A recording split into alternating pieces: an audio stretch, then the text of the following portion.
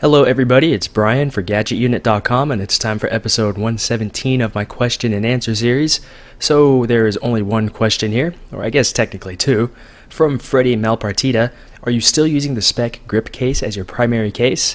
I am still using the spec candy shell grip on my iPhone 6 Plus. It is the black and white variation of that case, and it's still by far my favorite case because my number one complaint about phones without cases is that they're typically slippery. So right now I have the Alcatel One Touch Idol 3 for review, and it's just one of the most slipperiest phones I've ever used. The back it looks nice, it has sort of a brushed aluminum design to it, but it's just so slippery. And I would never use this phone in a crowded area without putting a case on it because it can easily slip out of my hand. So that's why I like cases like the Candy Shell Grip, because as the name suggests, it is extremely grippy, and for that, I really like it. The next question from Freddy is also, what are your thoughts of Google's new wireless service? I think it's interesting, but the more mobile data you use, the more expensive it's going to get, pretty much into regular phone carrier territory, to where you can just get Sprint or T-Mobile service and be done with it, and have everything you get from Google Fi, and then some. So if you just use calling and texting, the prices are very reasonable.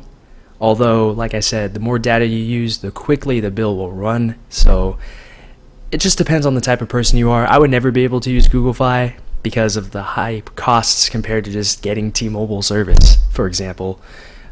With unlimited data, Google Fi doesn't even offer that type of thing, I don't believe.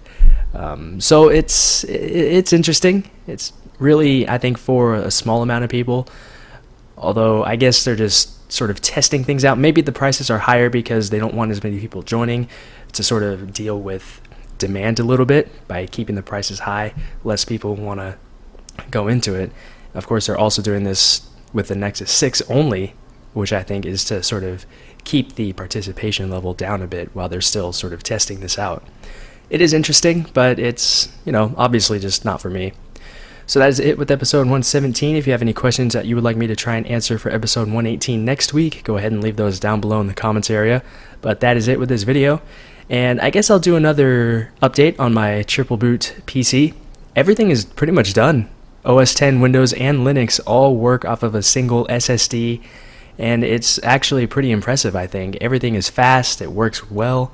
And it's just a pretty good build after I figured out the proper way to get everything installed and up and running. Hopefully the 14 or 15 videos, which I will publish all at once because I can't upload one long video thanks to a copyright strike, all of those should be coming out hopefully towards the end of next week. It's just, I'd like to have a dedicated amount of time, enough time to sort of put everything together in a nice way.